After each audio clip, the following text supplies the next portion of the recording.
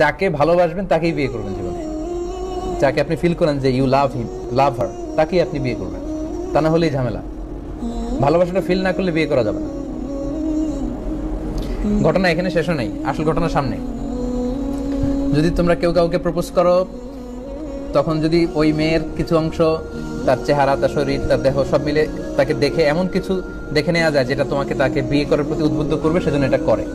এই হাদিস শুনে জাদা আবু দাউদ উনি অতিরিক্ত বর্ণনা করেন যে কলা জাবের বলল ফা খতাবতু জারিয়াতান, এরপর একটা মেয়েকে আমি প্রপোজ করলাম, ফা কুনতু আতাখাব্বাউ লাহা, এরপর প্রপোজ করার পর থেকে আমি তার জন্য লুকিয়ে লুকিয়ে তার দেখতাম।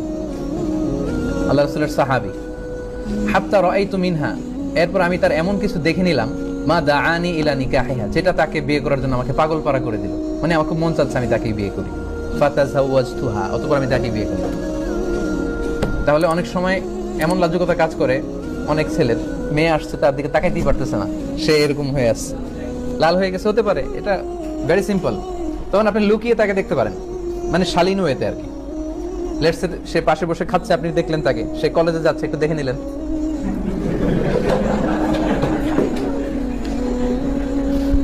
Don't take this otherwise. যদিও কথাটা শোনা যাচ্ছে কেমন যে কি কলেজে গেলে কি টিজ করতে যাবো নাকি তাকে, না, টিজিং করার জন্য তো না।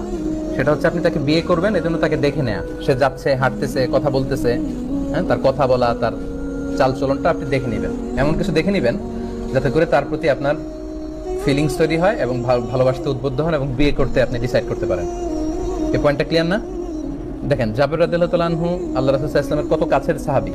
উনি এই হাদিস থেকে এরকমই বুঝেছেন যে আমি যেহেতু কাছে যেয়ে দেখতে পারেন, আমি দূর থেকে তাকে লুকায় লুকায় অনেকবার দেখে ভালো লাগছে, পরে বিয়ে করছে। আচ্ছা, তার মানে প্রমাণ করে দেখে নেয়া, পরিচিত হয়ে নেয়া, আইস ব্রেকিং করা, এটা সুন্নাত। তবে অফকোর্স প্রিয় ভাইরা, আমার আলোচনা মিস ইন্টারপ্রেট করা যাবে না।